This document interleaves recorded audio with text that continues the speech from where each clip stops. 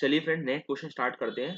तो ये next question आता है आपका जीआईटी और करंट सिस्टम में हमें कंपेयर करना है। एक बार रिक्वायर्ड पार्ट पढ़ लेते हैं कि कैलकुलेट कीजिए बेनिफिट और loss if the company decide to move from the current system to GIT procurement system. ठीक है, तो हमें बस कंपेयर करना है। तो इस अगर जीआईटी वाले क्वेश्चन होते हैं उसमें सबसे पहले देखना होता है कि ये जीआईटी परचेज है या जीआईटी प्रोडक्शन है। मैंने आपको हिंट बताई थी कि जीआईटी अगर परचेज दे रखा होता है तो रॉ मटेरियल से रिलेटेड चीज दे रखी होती है, जब purchase of material only when required for production. ठीक है, तो यहाँ पे देखो लिख भी रहा है कि ये जो है हमारा जीआईटी परचेज है, आपका रॉ मटेरियल में परचेज किया है। ऐसा क्यों करा हमने? कुछ जीआईटी परचेज और प्रोडक्शन कुछ कुछ डिफरेंस होता है। हाँ, देखो जब भी हम जीआईटी प्रोडक्शन करते हैं तो हमेशा जो कंपेयर करते हैं वो हम सेविंग कॉस्ट या एक्स्ट्रा जो कॉस्ट लगती है बस उसी को देखते हैं। लेकिन क्वेश्चन दे रखा होगा जीआईटी परचेज, तो हमें पर टोटल देखनी होती है कि टोटल करंट सिस्टम में क्या कॉस्ट आ रही है और टोटल हमारी जीआईटी में क्या कॉस्ट आ रही है। इसलिए हमने फाइंड आउट करा कि जीआईटी परचेज है या जीआईटी प्रोडक्शन है। अब हम क्वेश्चन तो यार ये काफी बड़ा है तो उसकी मैंने एक समरी बना रखी है। इससे क्या, समरी से क्या होगा तो आपको भी थोड़ा बोरिंग नहीं लगेगा कि ये क्या क्या इतना सारा दे रखा है। हम जो मेन मेन चीजें हैं बस वही पढ़ेंगे।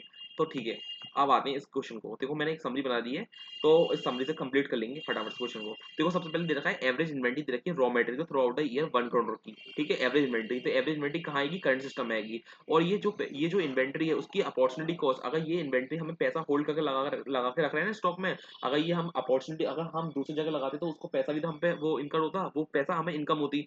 तो हमारी ये कॉस्ट कितनी इनकर्ड हो रही है? 15% की कॉस्ट इनकर्ड हो रही है, तो ये 15% कॉस्ट हमारी करंट सिस्टम से ली जाएगी।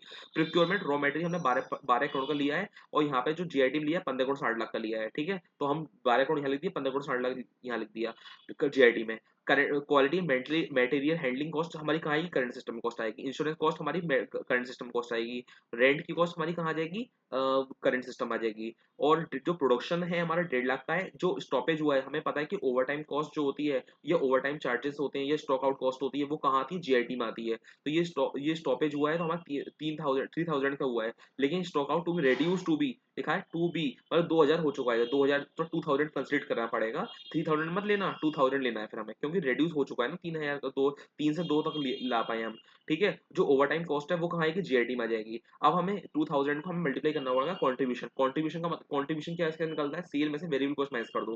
ठीक है, तो सेल कितनी है? 5,000 माइनस 2,000 माइनस कर देंगे, वेरिएबल सेलिंग ओवरहेड 750 माइनस कर देंगे। और जो हमारी रॉ मटेरियल प्रोक्योरमेंट कॉस्ट है करंटली 800 थी। ठीक है, अब वो बढ़ के 30% बढ़ गई तो हमारे 240 माइनस करेंगे, क्योंकि 800 तो इसमें इंक्लूड होगा ना वेरिएबल कॉस्ट में 2,000 में। तो हमें खाली 240 और माइनस करना है, तो करो माइनस 5,000 माइनस 2,000, फिर माइनस करो 750, फिर माइनस करो 240। ठीक है, तो कितना आ रहा है? 2010 आ रहा है। 2010 को मल्टीप्लाई कर देंगे 2,000 से, तो ये आ गया 40,20,000। तो बस हम टोटल कॉस्ट यहाँ लगा दी जीआईटी की, और जीआईटी और करंट सिस्टम कॉस्ट लगा देंगे। कहेंगे कि अगर जीआईटी में कम वैल्यू आ रही है तो बेनिफिशियल होगा। एक बार आंसर भी चेक कर लेते हैं फटाफट से और फिर करेंगे नेक्स्ट क्वेश्चन।